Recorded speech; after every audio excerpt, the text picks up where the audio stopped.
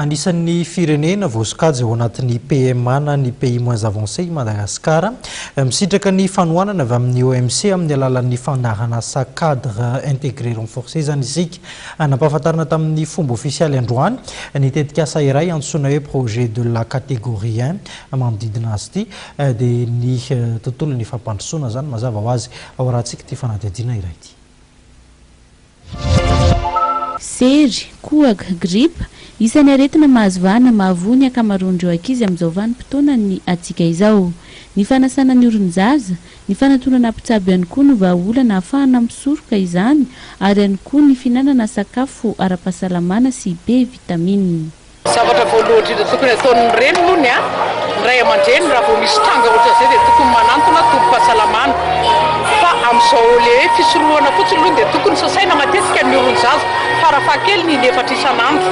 Sasaina matetika izay zany ny fisorohana voalohany indrindra amin'izao sery trangana aretina sery mahazo zaza zao amin'le mba tsy hipetrahan'le loto amin'ny orony kafatongana azy voany sery matetika.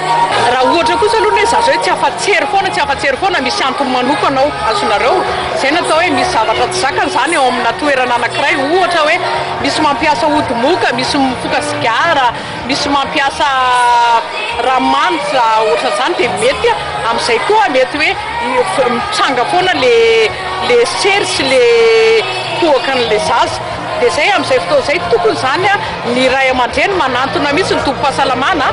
Fanomezan-danja ny reny sy ny zaza, fampahafantarana ny zoniny ary ny torohevitra maro samihafa momba ny reny sy ny zaza no hita mandritra ny hetsika festival Mere Et Enfant izay atao etsy Analakely. Isan'ny tombony lehibe ho an'ny reny sy ny zaza zany ny fanolorana maimaimpoana an'izao hetsika izao satria misy fitilina maimaimpoana VIH/SIDA, diabète ary misy ihany koa ny fizaham-pahasalamana maimaimpoana ho an'ny reny sy ny ankizy izay miasa miaraka amin'ny ordre national médecin, ny sage-femme ary ny société malgache de pédiatrie izay izao hetsika izao no natao dia ao anatin'ny fankalazana ny volan'ny ankizy.